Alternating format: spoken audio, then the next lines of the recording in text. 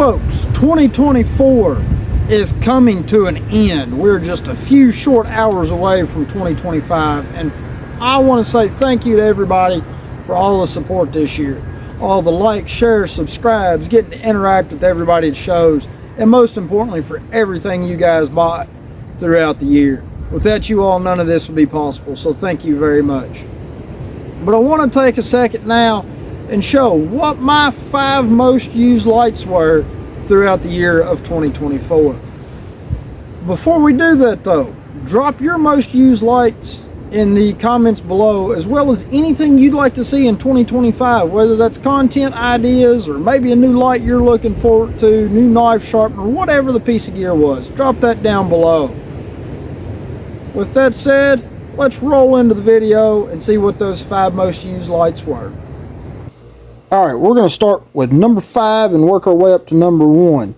Number 1 being the most used. So number 5 on the list, we've got the HM71R headlamp from Fenix. Now, I've had one of these since they were first released. I never used it though a whole lot as a day-to-day use headlamp because of the size, and I always preferred my other headlamp, which a lot of you all know which one's my favorite. But I started using this one some when I was outdoors caving and hiking, and I really come to like the run times. It's a 21700 battery, 5000 milliamp hour. You've got your USB-C charging port, but it provides really good run times, and I've really become a fan of the beams that it provides. Plus, it does an outstanding job at managing the heat. The only reason this is in the number 5 spot is because I didn't really start using it a substantial amount to fully get familiar with it until the later half of the year. But I've got 2 of these now. One of them stays in my hiking pack, and this one has either hung in my room as a grab-and-go headlamp, hung in the garage when I was working on my car and doing projects there. Now it has found itself in my search and rescue sling bag. But the HM71R, big thing for me, like I said, is the run times. I can throw it on. I know I've got plenty of run times, even on the higher modes. The beam profiles are very nice. I always consider that, they say spot and flood. I consider it a wide flood and a tighter flood. I don't consider it a true spot, but I've really come to appreciate the beams. I also like that the flood, what they're calling flood, the wider flood, does not have mode memory, so it always starts in low mode, and it is a warmer white.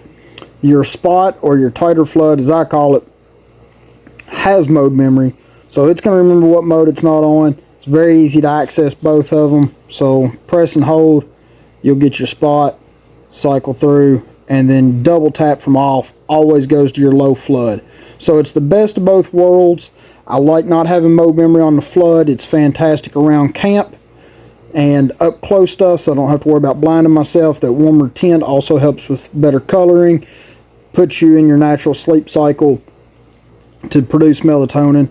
But if I need that higher spot, I can use it and I'm right back on it. So I have the best of both worlds, and this is going to start seeing a lot more use. Now, our number 4 light, the tried and true HM65RT. You all have seen this light talked about a substantial amount. It rides in my Hill People Gear kit bag, which has doubled as my EDC bag for the last almost 2 years at this point. My hiking chest pack, you name it, that kit bag does it, and this headlamp has always been my go-to. I like the lightweight of it. I like the fact that it does not have mode memory on either of them. It is a fantastic headlamp for around camp. Still my go-to all-around use, but like I said, I've come accustomed to the longer run times of the 71R. I will say I'm not a big fan of the magnetic tail cap of the 71R when you're working around vehicles, over and under and around vehicles. I constantly am finding this is sticking to things. You don't have that problem on the 65RT, but with the 71, it is a nice feature being able to pop that off. I have done that a few times to use it as an area light. But overall, this has still been my grab and go headlamp, mainly because of the size. It is more compact. As you can see, it's easier to keep handy, especially the headband takes up less space. But my number 4 headlamp is just a good all-around light. Now the 65 RT you can still find available some places. I still keep some. They've not been completely sold out of, but you are on to the 65 R2 V2. Same general concept though, just a few minor tweaks, but it's still just as good of a headlamp. So that's my number 4 most used light, and I see that continuing on. Number 3, the tried and true LD30. Now, as many of you all know, this light has been discontinued by Fenix. It's been my loyal EDC light since it was released in, I think, 2021. So it's going on 3 years of consistent, reliable use. Just love the size about it. I've always been a fan of the beam. Good outputs, 18650 battery, plenty of run time on it. But it did get dethroned for a newer model, which we'll see here in a minute. But if you have the opportunity, absolutely pick up an LD30 if you come across one. You will not be disappointed. This thing has been an absolute tank. And as you can see, it's a fairly compact, small light to be an 18650 light. Still gives off plenty of performance. Our number 2, the trusty HM50R V2. Now, this is in a different holder. This is a rubber holder off of the original HM50R. I prefer it over the 50R V2 holder. It's more comfortable in my lower leg pocket. I have also added a magnetic tail cap on here off of a LD15R, which is not nearly a problem as a 71R, because as you can see, much shorter light. So I don't have problems with this sticking on anything because it sits right center of my forehead, where this hangs off past the side of my forehead a little bit. This is way more prone to catch on stuff than the magnetic tail cap here, but it is a handy little upgrade. Fun fact though, you cannot take and use the tail cap off the 50R V2 on the LD15R. It is only compatible from the 15R to the 50R V2. But my number 2 most used light, solely because it's always on me. I specifically have gone to carpenter style pants that have got a lower leg pocket that this will fit in. So this is always on me in any extended period of time, or if I need hands-free, it's there. Extremely compact, 16340 battery, USB-C rechargeable. It's just a good solid light, and that is my number 2 most used light. I don't foresee this changing unless there is just something substantially better that comes out. That is, the only thing maybe would be if they would offer this in an 18350 battery platform, because at that point it's not going to get a whole lot bigger and you would get a noticeable bump in run times. This has got an 800 milliamp hour 16340 in it.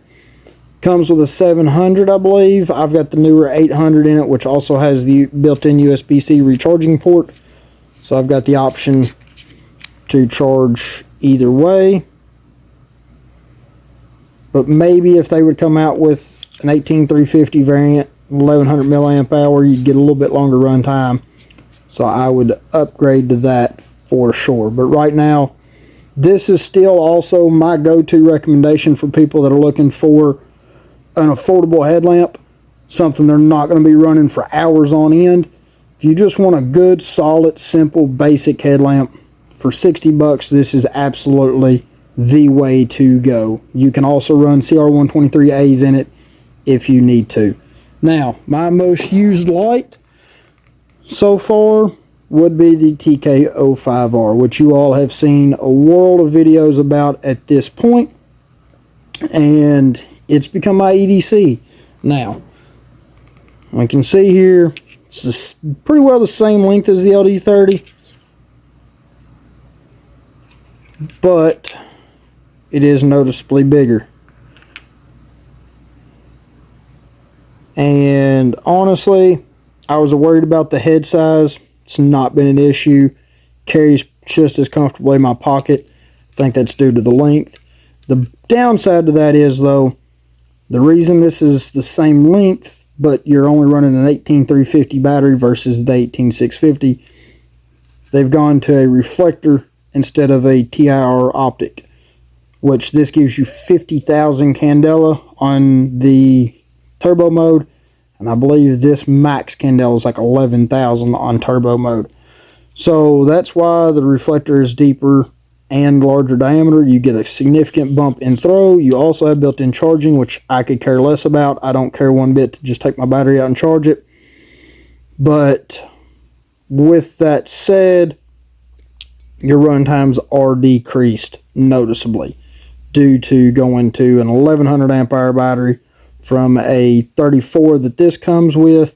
You can now get a 3500 and a 4000 milliamp hour 18650. So still significantly better run times with your LD30, but the candela on this has been very nice. I will say at times I'm not a huge fan of such a tight beam on it due to, I don't know how well the camera's going to pick this up. I've got my modes locked. But your candela there on your TKO5R versus your LD30, I'm not a big fan sometimes up close of this tighter candela. Feels like you've got tunnel vision versus the floatier beam of the LD30. I will say the increased candela is nice during the daytime. It overcomes photonic barriers very well. When you are standing and you're trying to look back down inside of a black hole or a dark spot on a piece of equipment or back inside a house, building, whatever, that candela is nice.